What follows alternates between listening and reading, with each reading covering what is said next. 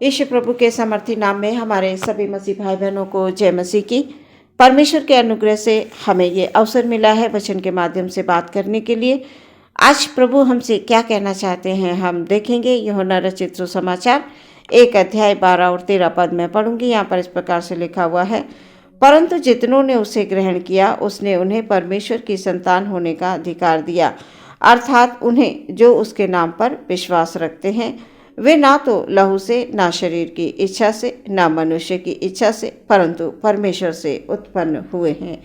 सुंदर वचन के लिए परमेश्वर का धन्यवाद। वचन के अनुसार प्रियो, हम सब परमेश्वर की संतान हैं। आज का वचन ये बता रहा है कि जितनों ने उसे ग्रहण किया उसने उन्हें परमेश्वर की संतान होने का अधिकार दिया। मसीह में हमारे जितने भी भाई बहन हैं, जिन्होंने यीशु मसीह को ग्रहण कर लिया, अपने प्रभु को यीशु मसीह को उद्धारकर्ता मान लिया, उन पर विश्वास कर लिया कि यीशु ही प्रभु है, उन प्रत्येक जन को प्रभु ये कह रहा है कि तुम मेरी संतान हो। जितने भी लोगों ने विश्वास कर लिया, यीशु को ग्रहण कर लिया, मुँह से अंगीकार कर लिया, उनके लिए यीशु मसीह कह रहे हैं कि तुम मेरी संतान हो। प्रभु यीशु मसीह में हमें अधिकार मिल गया है प्रभु की संतान होने का। प्रभु ने हमें ये अधिकार दे दिया है कि तुम मेरी संतान हो। इसके अलावा जब हम पवित्र आत्मा की अगुवाई में चलते हैं, जो लोग पवित्र आत्मा के चलाए चलते हैं, अगुवाई पाकर आगे बढ़ते हैं, वचन ये कह रहा है कि वो भी परमेश्वर की संतान है। पवित्र आत्मा की अगुवाई में चलने वाले लोग परमेश्वर की संतान हैं। जिन्होंने अपने मुंह से अंगीकार कर लिया यीशु ही प्रभु है, वो परमेश्वर की संतान है। प्रियो, मनुष्य की सृष्टि परमेश्वर ने ही की है, तब भी प्रत्येक मनुष्य यानी सब लोग परमेश्वर की संतान हैं, क्योंकि पहला आदम जिसने पाप किया और उसके पाप के कारण सारी मानव जाति पाप की संतान हो गई, परंतु दूसरे आदम यानी यीशु मसीह इस संसार में पवित्र आत्मा की सामर्थ से वो आए।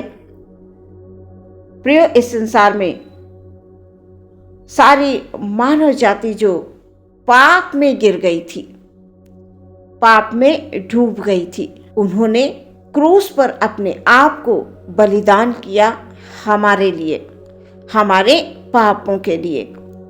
आदम ने पाप किया और उसके कारण सारी इस पृथ्वी की मानव जाति पाप में गिर गई।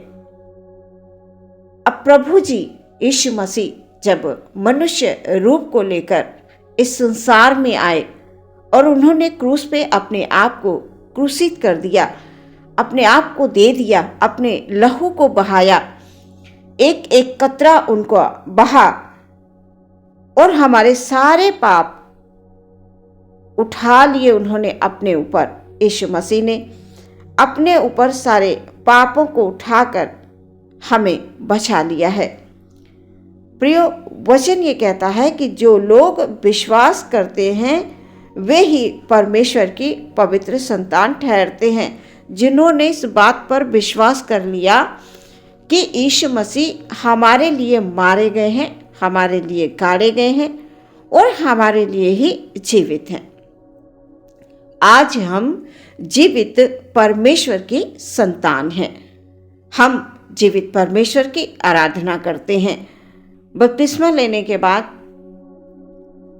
परमेश्वर के हम संतान बन जाते हैं, और जब हमने परमेश्वर को ग्रहण कर लिया, यीशु मसीह को ग्रहण कर लिया, उसे पहन लिया, तो हमें दूसरी किन्हीं चीज़ों की आवश्यकता नहीं है। इससे हमारा परमेश्वर हमसे नाराज हो जाता है, अप्रसन्न होता है, और हम जब प्रार्थना करते हैं तो हमारी प्रार्थना को उत्तर नहीं आता है। पूरी तौर से हमने प्रभु को पहन लिया, बस अब हमें पीछे मुड़कर नहीं देखना है। वचन ये कह रहा है कि जो लोग विश्वास करते हैं वे ही परमेश्वर के पवित्र संतान ठहरते हैं। पूरी तौर से विश्वास कर लेना है। हमारा प्रभु यीशु मसीह ज्योति है और हम सब ज्योति की संतान हैं। प्रियो, हम सब परमेश्वर की संतान हैं। हमें हमेशा ये स्मरण रखना है।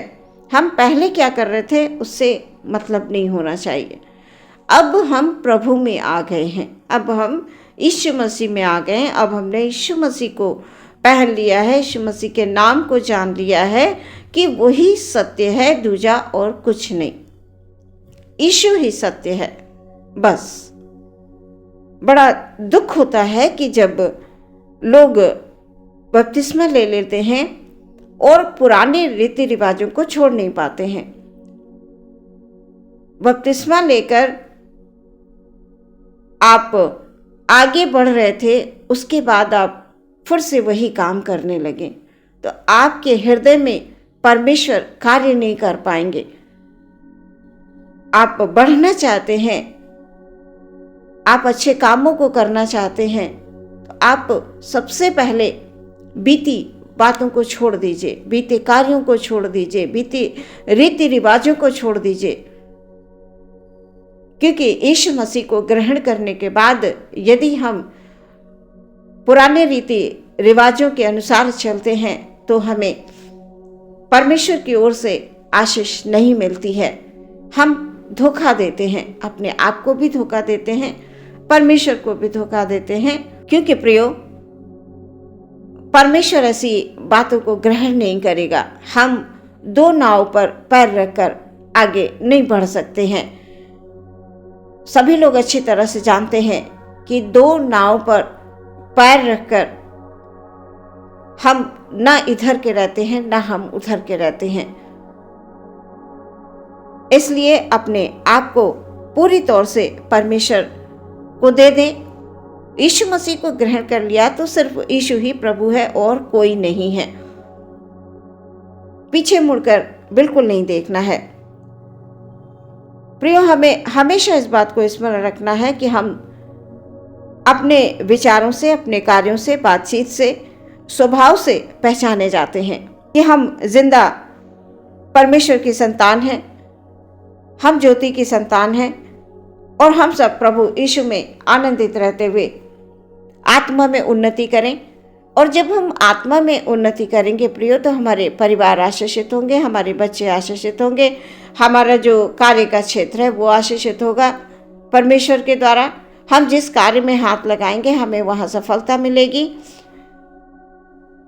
बस इस बात का हमेशा ध्यान रखें कि आपने यीशु मसीह को ग्रहण कर लिया है तो आप सिर्फ यीशु मसीह की बातों को सुने। यीशु मसीह क्या चाहते हैं आप वो करें, यीशु मसीह के मार्गों को अपना लें। हाँ, रास्ते में कठिनाइयां हैं, रास्ते कठिन हैं, लेकिन उन कठिनाई भरे रास्तों में जीवन का आनंद है, जीवन का सुख है, वो शांति है जो यीशु मसीह की ओर से मिलती है। वो शांति नहीं है आज हम इधर जाकर बैठ गए, हमने यहाँ भी आराधना कर ली, हम उधर जाके बैठ गए, उनके यहाँ हमने पूजा पाठ भी कर लिया। तो प्रियो, नहीं, ये परमेश्वर की दृष्टि में ठीक नहीं है। और जो एक सच्चा मसीही है, जो एक सच्चा विश्वासी है, वो प्रभु में आने के बाद पीछे नहीं लौटता है। अगर उसे लगता है यदि हम ऐसा नहीं करेंगे तो वो हमसे नाराज हो जाएंगे, प्रियो कोई बात नहीं। अगर वो थोड़ी बहुत देर के लिए आपसे नाराज होते हैं तो आप इस बात की चिंता ना करें। मनुष्य को प्रसन्न करने के लिए हम परमेश्वर के विरुद्ध चले जाते हैं। परमेश्वर कतई नहीं चाहता है कि प्रभु में आने के बाद, बपतिस्मा लेने के बाद, उसे अपना उद्धारकर्ता मानने के बाद, उसे अंगीकार करने के बाद हम पुराने रीति रिवाजों पर चलें। नहीं प्रियो, परमेश्वर को ये कतई नहीं भाता है। आप सिर्फ प्रभु की आराधना करें, जीवित परमेश्वर की आराधना करें, जीवित परमेश्वर से प्रार्थना करें। वह आपकी प्रार्थनाओं को सुनकर आपको उत्तर देगा। आपके तमाम रास्ते जो आपको कठिन लग रहे हैं, उनके आगे आगे वो खुद चलेगा और पीछे से आप चलेंगे। आपको सारे रास्ते समतल नजर आएंगे। आप उस पर भली भांति चलकर विजय प्राप्त कर पाएंगे। शैतान की हर एक युक्ति पर आप विजय प्राप्त करेंगे। बस आप प्रार्थना करें, अपने आप को यीशु के हाथों में दे दें। यीशु मसीह आपकी रक्षा करेंगे, वो आपकी अगुवाई करेंगे। इस वचन के द्वारा परमेश्वर आपको आशीष दे। आमीन। आइए प्रियो, हम प्रार्थना करेंगे।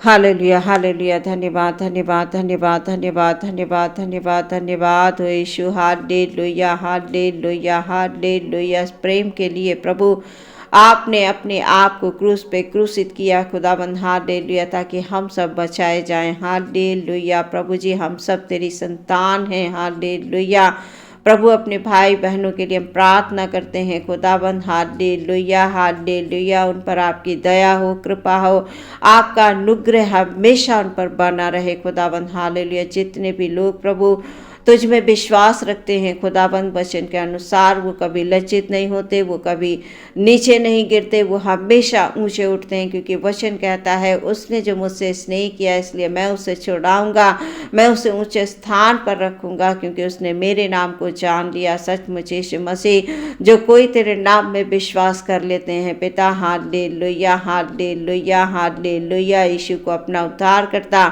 मान लेते हैं प्रभु जी, वो सब परमेश्वर की संतान है। हम सब जीवित परमेश्वर की संतान है प्रभु। हमको पवित्र आत्मा की अगुवाई में लेकर चलिए, हमें पवित्र आत्मा की अगुवाई में लेकर चलिए प्रभु जी। हालेलुया प्रभु, आप सहायता करें, आप मदद करें हमारे भाई बहनों के हर एक कार्य के क्षेत्र में। परमेश्वर आपकी आशीष हो।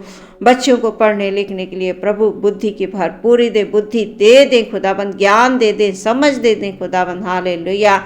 जो बच्चे तैयारी करते हैं परमेश्वर प्रभु, हालेलुया, हालेलुया, हालेलुया, उनके जीवन में आप अद्भुत रीति से कार्य करें प्रभु जी। उनके जीवन में आप सफलता को दें यीशु मसीह के नाम में। हालेलुया। वो सफल होकर जीवन में एक अच्छे इंसान, एक अच्छे विश्वासी बनकर, एक अद्भुत गवाह बनकर खड़े होने के लिए हम प्रार्थना करते हैं। हमारे हर एक भाई के परिवार में, हर एक बहन के परिवार में प्रभु यीशु मसीह तेरी ओर से आशीष मिले, तेरी ओर से बरकत मिले, हर एक कार्य में प्रभु यीशु मसीह के नाम से सफलता मिले। प्रार्थना यीशु के नाम से मांग लेते हैं, सुने और ग्रहण करें पिता। आमीन।